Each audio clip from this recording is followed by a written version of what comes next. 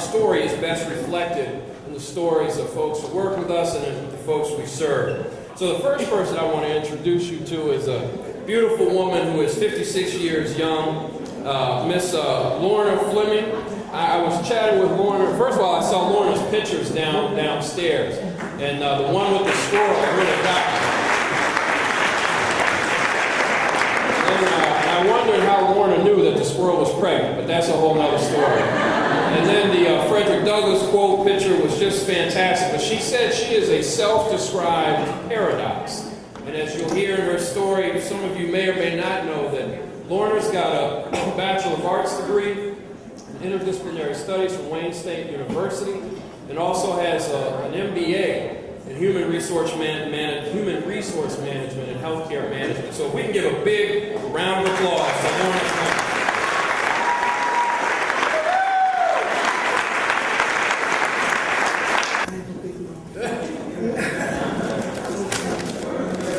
Yeah, this first. Okay, I became homeless June 18th, 2007, when I lost my house in Warren, Michigan to foreclosure. The following week, I lost my job. I moved to Washington, D.C. December 27, 2007, to live with a family, not fully realizing the cost of living was very different from Michigan. I was asked to leave 6 months later. In the wee hours of July 22nd, 2008, I packed a change of clothing, my laptop, and a book, and walked until I found the bus stop. I was a stranger in a strange land. I did not know anyone in the area, nor was I familiar with the city. I boarded a bus and rode around trying to convince myself that living in a park or the woods would be safe. I did not do a good job of keeping tears from falling down my face, so people started staring.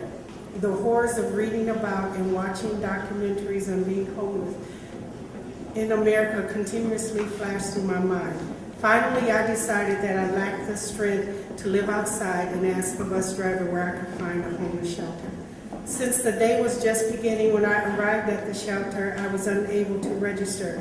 Outside, I sat for almost 10 hours fidgeting on the extremely hard and narrow concrete steps. The downfall to this beautiful area under a shade tree was the constant traffic. The not so delightful smell and awful taste of gasoline quickly flooded my senses, but I was too numb to care. Several men saw me smile and decided to engage me in their version of the world. At least their attempts made the tears dry from my eyes and turned my thoughts to the positive. I should have asked one man for change since he bombarded me with his tales of woe. I did not wish to play the social worker, but was too polite to be rude. One young woman also unloaded her sorrows, not asking for advice, but a listening ear. I tried to convince myself that I was on an adventure and that this homelessness was a temporary state. I did not tell anyone where I was because I was embarrassed.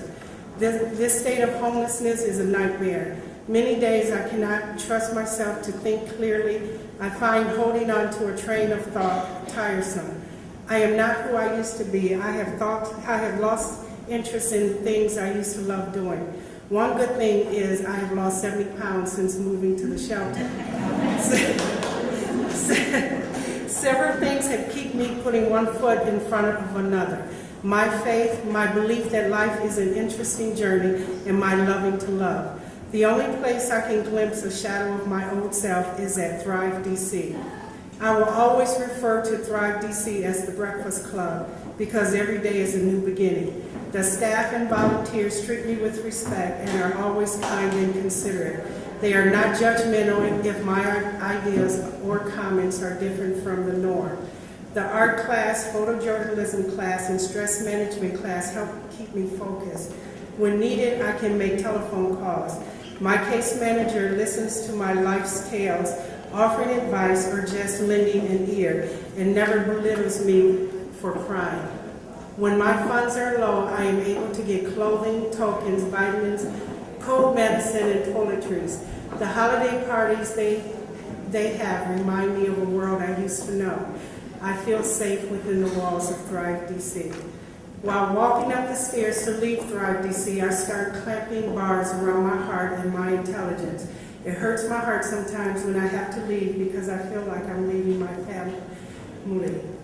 On a lighter note, the doctors will replace both of my knees next month. And I have decided that as long as I have the strength to open my eyes every morning, I have hope for a brighter day. Thank you for listening.